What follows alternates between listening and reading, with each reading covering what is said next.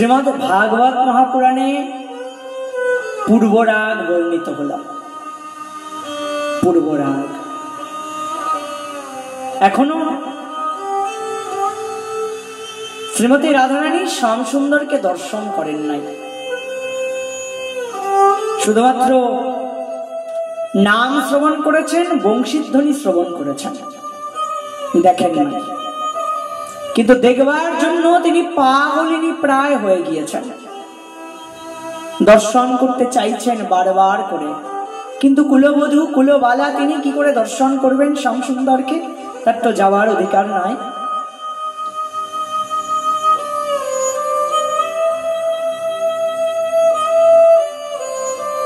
পূর্বরাগে 3 প্রকারের দর্শন বর্ণনা হলো। প্রথমে স্বপ্নযোগে দর্শন, তারপর চিত্রপটে দর্শন, তারপর সাক্ষাৎ দর্শন।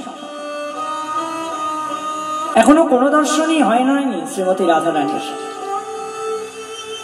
একদিন মেঘাচ্ছন্ন আকাশ, চারিদিকে বৃষ্টি পড়ছে, মেঘের গুরু গম্ভীর গর্জন হচ্ছে।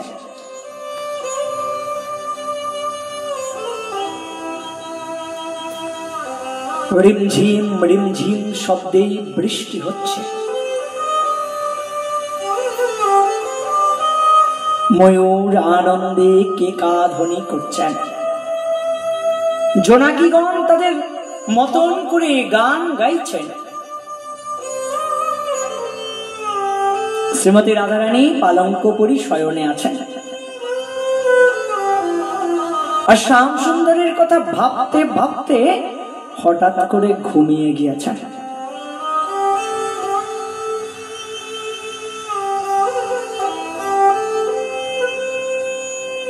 তার এখন এমন দশা,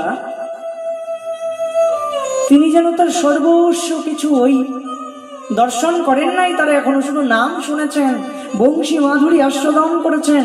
আর তাতেই যেন শ্যামসুন্দরের শ্রী চরণে শ্রীমতী রাধা রানী তার সর্বস্ব কিছু জাত কুলশীল মান জীবন যৌবন সব কিছু যেন শ্যামসুন্দরের শ্রীচরণে সমর্পণ করে দিয়েছেন।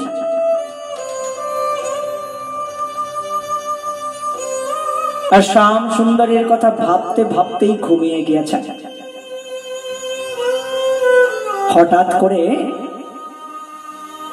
স্বপ্নযোগে আজ শ্রীমতী রাধা রানী শ্যামসুন্দরকে দর্শন করলেন। জানো, এই প্রথম শ্যামসুন্দরকে দর্শন করলেন শ্রীমতী রাধা রানী স্বপ্নযোগে।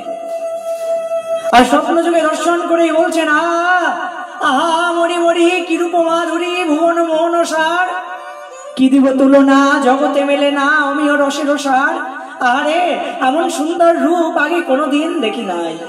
মন ভরে প্রাণ ভরে আজ দর্শন করছেন শ্রীমতী রাধা রানী সরকার। এমন রূপ আগে তো কোনোদিন দেখি নাই। এই প্রথম শ্রীমতী রাধা রানী স্বপ্ন যোগে শ্যামসুন্দরকে দর্শন করলেন।